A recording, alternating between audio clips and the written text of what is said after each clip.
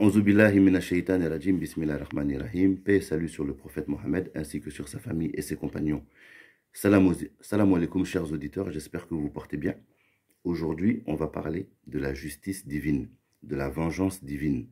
On va parler des règlements de compte après l'iniquité. On va parler du karma, voilà, le mauvais karma. Voilà ce qu'on appelle ce qu'on entend par le mauvais karma, la poisse qui vient après des mauvaises actions. Voilà, on va parler de ça aujourd'hui et on va mettre en lumière un enseignement de Sidna Cheikh Ahmed Tidjani, que Allah sanctifie son précieux secret aussi, Inch'Allah.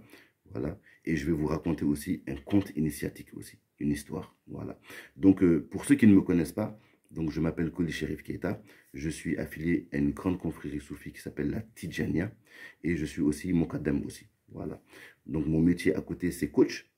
Donc, pour ceux qui veulent avoir des consultations avec moi, pour faire le istikhara, pour leurs affaires, qui veulent des conseils, pour leur business, qui veulent un accompagnement, donc ça, c'est mon métier. Donc ça, vous pouvez me contacter, il n'y a pas de problème. Mon numéro est dans la description. Voilà. On a aussi une agence aussi qui organise des voyages. Voilà, donc dans les lieux saints. Si c'est quelque chose qui vous intéresse, contactez-moi. Voilà, ça me fera plaisir. Voilà, donc on va commencer. Voilà, sans plus tarder. Alors, la justice divine, la justice, c'est un attribut d'Allah. Voilà, souvent, on ne comprend pas comment il se manifeste. Mais retenez une chose. Retenez que il n'existe pas dans l'univers, il n'existe pas dans la création un empan, un lieu où la justice divine n'est pas établie. Vous-même, imaginez, vous êtes dans votre propre maison, et si vous êtes quelqu'un d'équitable et de juste dans votre maison, ne serait-ce que dans votre propre maison, vous n'allez pas accepter qu'il y ait de l'injustice dans votre maison. Donc Allah Azzawajal, le créateur des cieux et de la terre, qui est parfaitement connaissant de tout ce qui se passe dans son royaume, est-ce que vous pensez que Allah Azzawajal va accepter qu'il subsiste une injustice dans son royaume sans manifester donc sa puissance et sa miséricorde par rapport à cela? Non, bien entendu. Mais souvent, ça nous échappe, souvent on ne comprend pas les modalités de cette justice. Voilà, on ne comprend pas les modalités des règlements de compte après l'injustice. Et pour ça, je vais vous raconter une histoire qui va illustrer ça. C'est un conte initiatique soufi. Donc, voilà, retenez bien. Et ça, c'est en même temps, je fais un clin d'œil à tous ceux qui m'ont demandé de leur raconter des histoires. Parce que souvent, je raconte des histoires sur ma chaîne. Donc ça, c'est un conte, voilà, que je vous raconte. Alors, c'est l'histoire d'un vieil homme. Cet homme avait économisé de l'argent pour ses vieux jours. Des pièces d'or. Il a travaillé fort, il a travaillé dur. Et pour ses vieux jours, il mettait de l'argent de côté. Arrivé à un âge avancé, heureux d'avoir son sac de pièces d'or qui lui permet de ne plus travailler pour le reste de ses jours, qui lui assure sa subsistance pour le reste de sa vie. Heureux d'avoir son sac de pièces d'or, voilà. Un beau matin, un brigand, un cambrioleur rentre dans sa maison. Et le cambrioleur cherche. Qu'est-ce qu'il peut trouver d'intéressant? Et là, il tombe sur le sac de pièces d'or. Là, le cambrioleur est heureux, content. Il a trouvé un pactole. Il prend le sac de pièces d'or et il prend la fuite avec. Toutes les économies d'une vie, toute la richesse de ce vieil homme partent comme ça.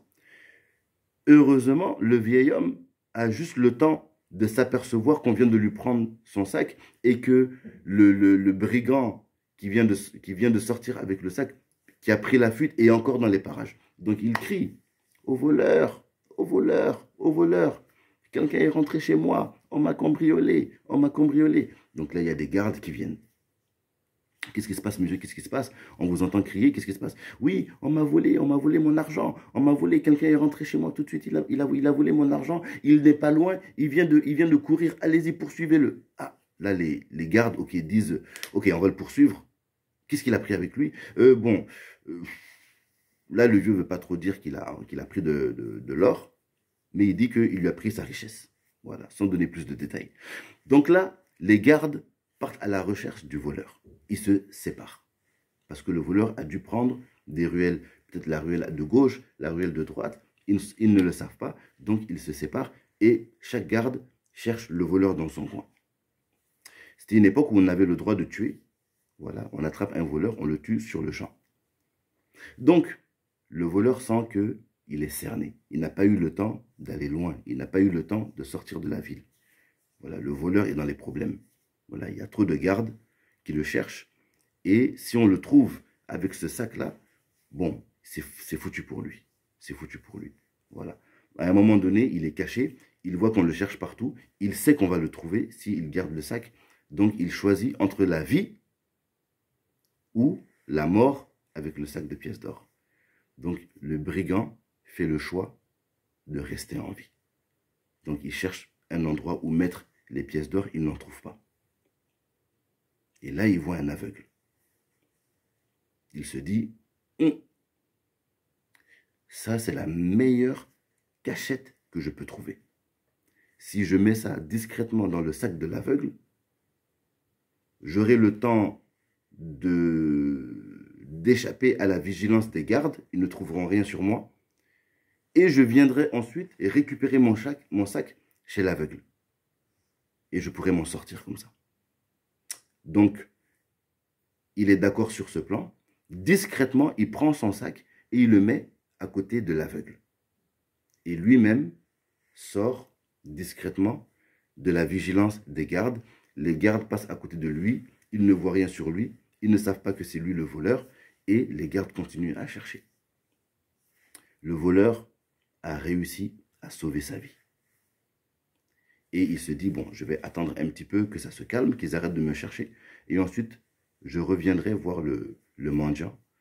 Je prendrai ce que j'ai déposé à côté de lui et je serai enfin riche. Alors là, les gardes cherchent le voleur partout. Les gardes sont partout dans la ville. Ils cherchent le voleur. Et là, il y a un garde qui tombe sur le mendiant. Il demande au mendiant, c'est bizarre, le mendiant, il a un sac, ça ne ressemble pas à un sac de mendiant, ça. Donc le mendiant, le garde s'approche du mendiant et il trouve le sac que le voleur avait dissimulé dans les affaires du mendiant. Le garde voit le sac rempli d'or. Il regarde à gauche, est-ce qu'il y a ses collègues? À droite, est-ce qu'il y a ses collègues? La tentation est grande. Est-ce que j'appelle mes collègues pour leur dire que j'ai trouvé le voleur, le sac? Ou bien, moi-même j'ai des problèmes d'argent, est-ce que je ne vais pas prendre l'or qui est dedans? Parce que le vieux là ne nous a pas dit qu'il y a de l'or dedans. C'est une occasion. Il réfléchit, le garde, il se dit, bon, ce que je vais faire, je vais prendre l'or, je vais le mettre dans mes poches et je laisse le sac à côté du mendiant et je vais tuer le mendiant. Voilà, je vais le tuer. Voilà, comme ça, il ne pourra pas parler, on ne saura pas que c'est un aveugle, on ne pourra pas savoir si c'est lui ou non le voleur, et comme ça, moi je m'en tire avec l'or, voilà, et on aura réglé le problème. Donc il prend son sabre, il tue le mendiant. Il met l'or dans sa poche, discrètement, et il laisse le sac du vieil homme à côté du mendiant. Et là, il appelle ses collègues. J'ai trouvé le voleur. J'ai trouvé le voleur. Venez voir, il est là. Je l'ai trouvé. Je l'ai tué. Et là, les gardes arrivent. Ah, tu as trouvé le voleur. Non, bravo, bravo. Non, tu es vraiment efficace. Hein. Ah, donc, qu'est-ce qu'il a volé finalement? Bon, j'ai rien trouvé sur lui. J'ai trouvé juste un sac. Je pense que c'est le sac dont le vieux parlait. Hein. Peut-être c'est ça. Oui, c'est peut-être ça. Hein. Ok, donc tu as bien fait. Bon, le voleur là, bon, tu l'as tué. Il ne peut plus parler. Bon, c'est dommage. Il nous aurait peut-être donné quelques indications. Peut-être il y avait quelque chose dans le sac. Peut-être qu'il l'a mis quelque part. Peut-être qu'il l'a caché. Bon, comme on ne sait pas c'est quoi. Bon, c'est pas grave. Bon, sans suite, on ramène au moins le sac au vieil homme. Et là, les gardes viennent avec le sac, bon, qui est vide maintenant, et ils donnent ça au vieil homme. Et là, le vieil homme attrape sa tête. Voilà. Ah, il y avait de l'or dedans, il y avait toutes mes économies.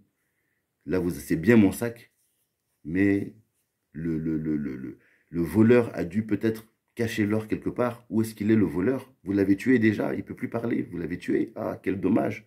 Ah, je suis foutu maintenant, je suis pauvre. Voilà, il a dû le cacher quelque part. Je suis vraiment misérable.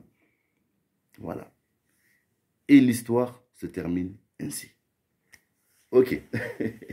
Donc, quand on entend cette histoire, qu'est-ce qu'on voit? On voit de l'injustice partout. On voit du mensonge et de l'injustice partout. On se dit, mon Dieu, il y a un vieil homme, le pauvre, qui a travaillé toute sa vie, maintenant qui va finir sa vie dans la misère. Pauvre de lui.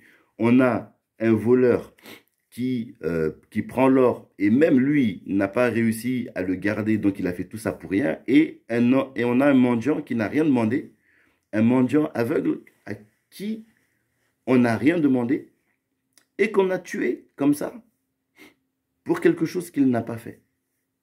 Voilà, on voit de l'injustice partout. Voilà. Maintenant, on va voir la réalité de ce qu'on ne voit pas dans l'histoire. C'est quoi la réalité? En fait, qu'est-ce qui se passe? Le vieil homme à qui on a volé l'or. Ce vieil homme qui a travaillé toute sa vie et qui a économisé cet or pour ses vieux jours, ce vieil homme, en réalité, c'était un escroc. Quand il était plus jeune, il a escroqué son associé. Il a escroqué son associé. Et la plus-value qu'il s'est fait, le surplus d'argent qu'il a réussi à avoir, il l'avait caché, économisé pour ses vieux jours. Donc Allah Azawajal, pour rendre justice, il l'a dépossédé de cet argent qu'il ne méritait pas et qui ne lui était pas destiné. Et il a attendu pour le faire qu'il arrive à un âge avancé. Et maintenant qu'il est dépossédé de son argent, il va vivre le reste de sa vie dans la misère. Ça, c'est sa punition. Justice a été rendue. Le brigand, en quittant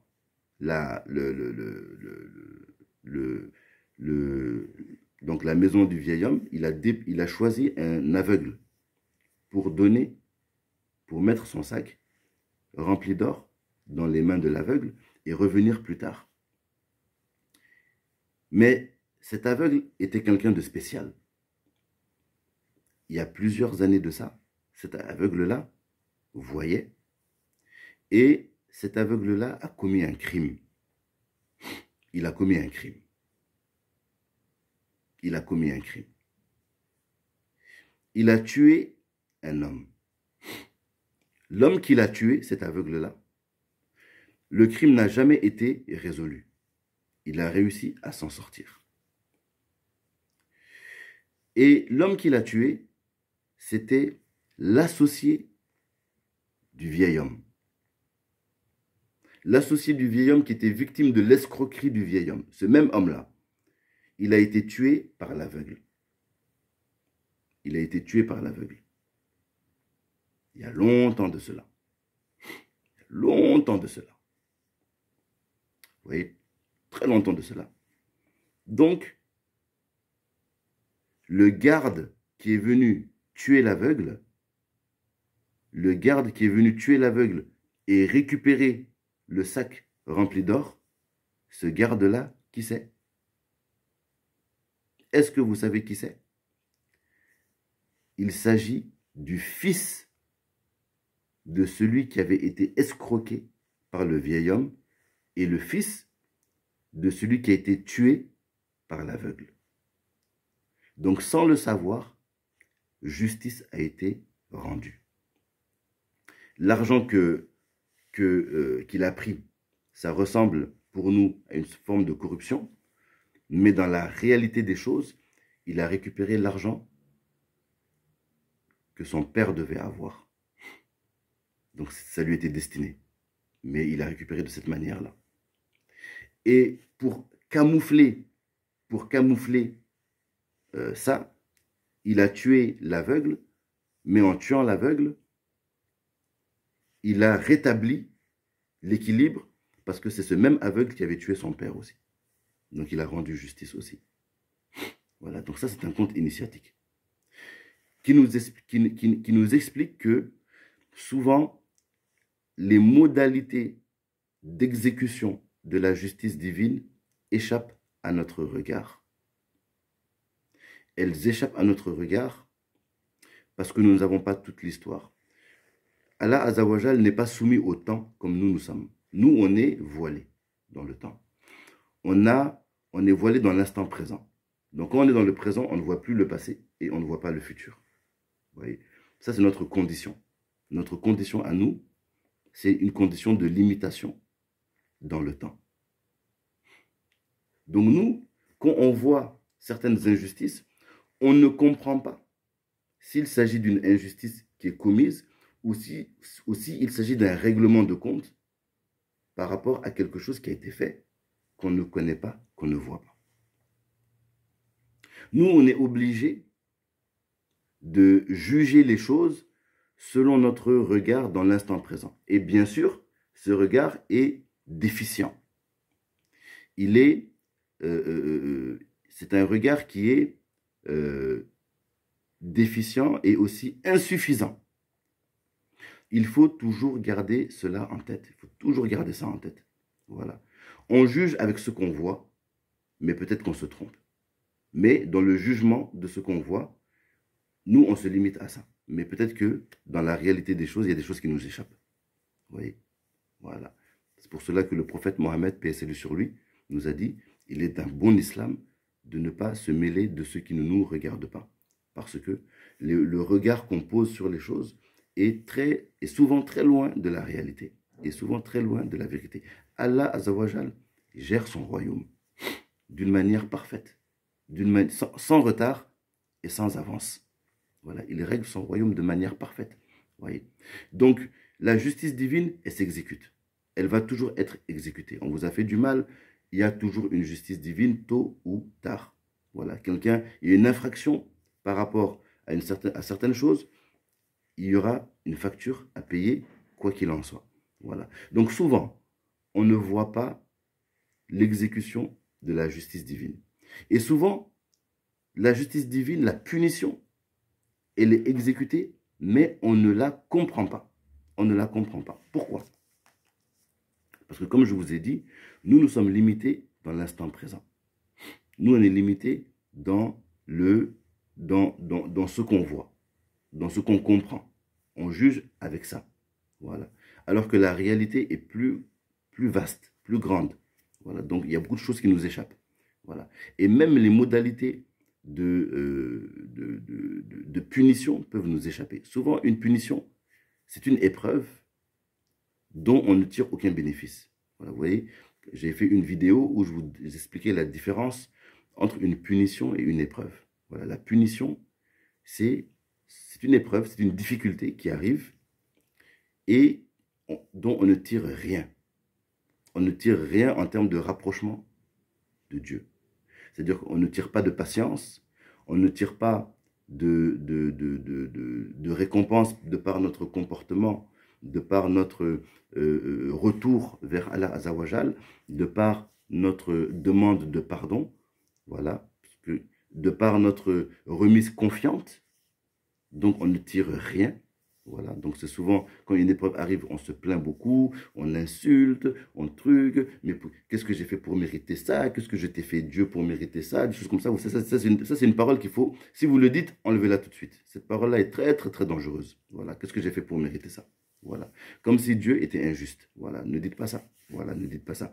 Ne dites jamais, qu'est-ce que j'ai fait pour mériter une telle chose? Ou qu'est-ce que je t'ai fait Dieu pour mériter ça? Évitez de prononcer des paroles comme ça. Voilà, c'est des paroles qui peuvent affecter, voilà, vos actions. Voilà, parce que ça ressemble à de la mécréance. Donc ne dites pas ce genre de paroles-là. Voilà.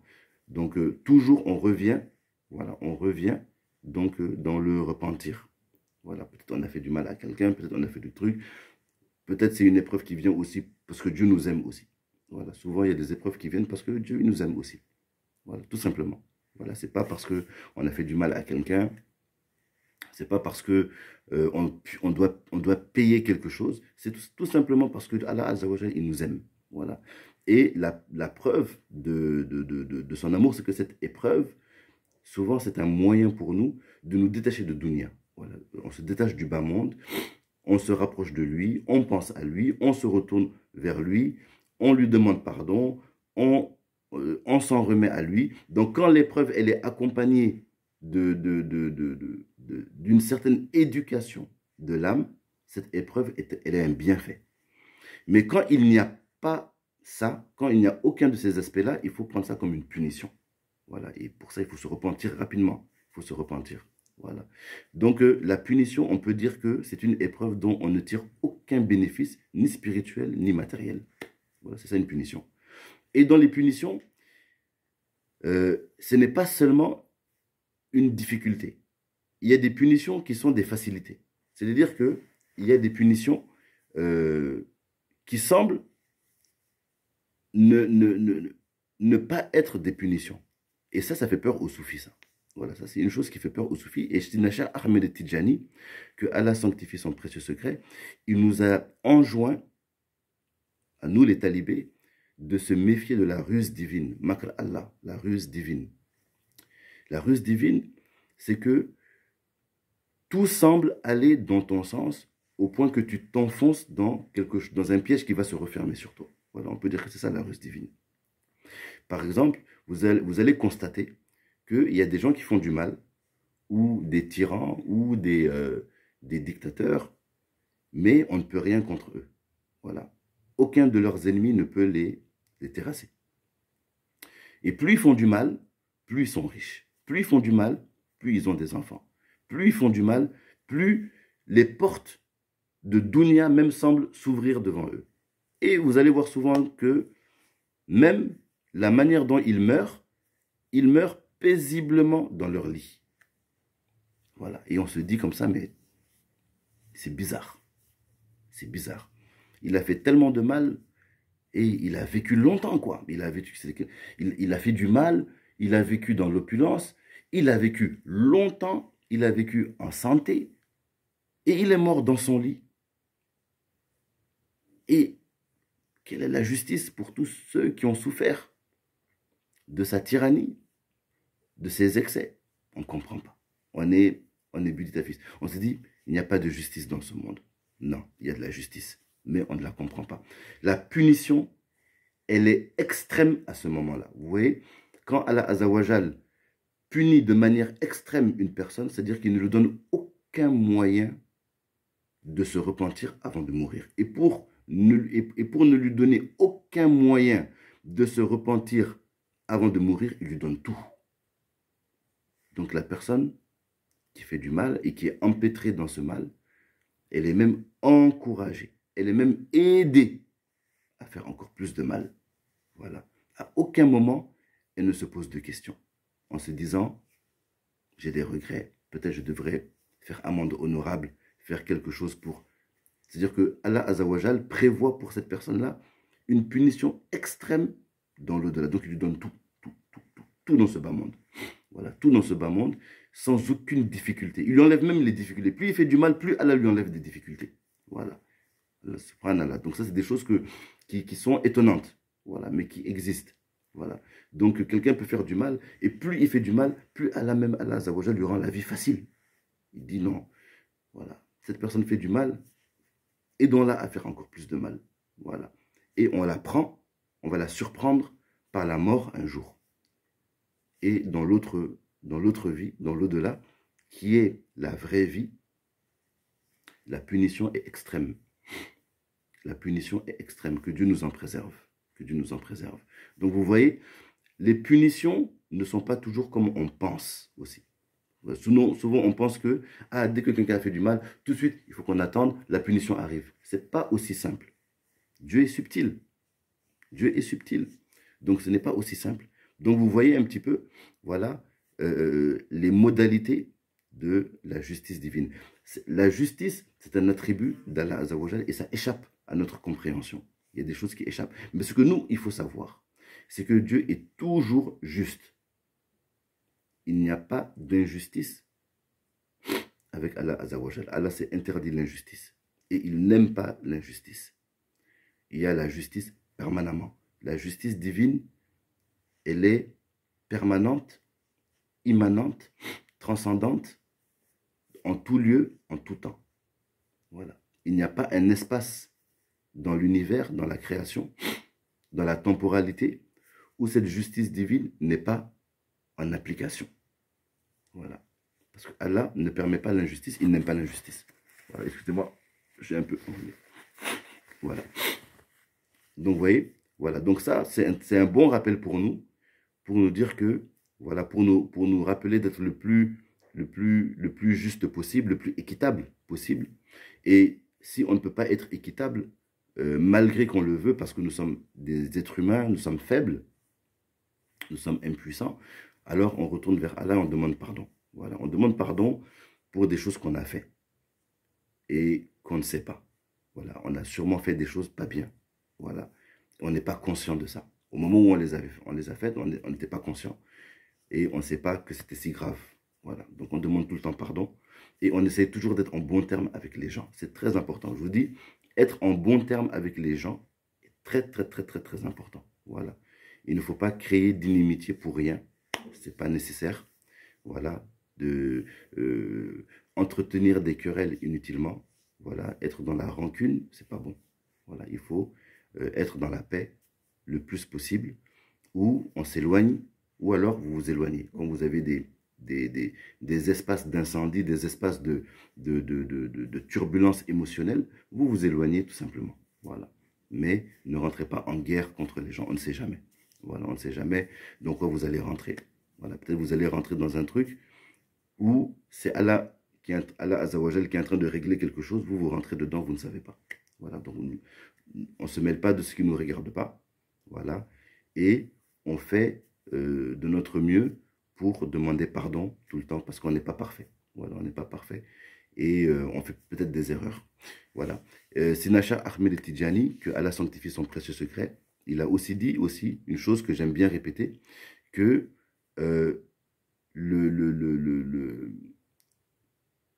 la séparation est une illusion. Donc le sentiment d'être séparé d'autrui, le sentiment de faire un à part avec le reste des gens, c'est une illusion. Voilà. En réalité, il y a une unité transcendantale, voilà, qui se comprend au fur et à mesure que le monothéisme rentre dans notre cœur. Les univers, il y a un désenchevêtrement des univers. Donc tout devient un. Tout devient un. Voilà.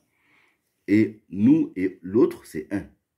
Donc quand vous faites du mal à quelqu'un d'autre, en réalité, vous faites du mal à vous-même. Quand vous faites du bien à quelqu'un, en réalité, vous faites du bien à vous-même. Voilà. Et les soufis disent, celui qui cherche à faire du bien aux autres trouve son propre bien sur le chemin. Et celui qui cherche à faire du bien aux autres ou à l'autre trouve son mal dans le processus. Vous voyez? Voilà, on va donc, ça c'est la sagesse du jour. On va s'arrêter là, Inch'Allah. Voilà, si vous voulez une consultation donc, pour vos affaires, un istikhara, appelez-moi. Voilà, il y a mon numéro dans la description. Ça va faire plaisir. Et on reste en contact, Inch'Allah. اللهم صل على سيدنا محمد الفاتح لما أغلق والخاتم لما سبق ناصر الحق بالحق والهادي إلى صراطك المستقيم وعلى آله قدره ومقداره العظيم سبحان ربك رب العزة عما يصفون وسلام على المرسلين والحمد لله رب العالمين السلام عليكم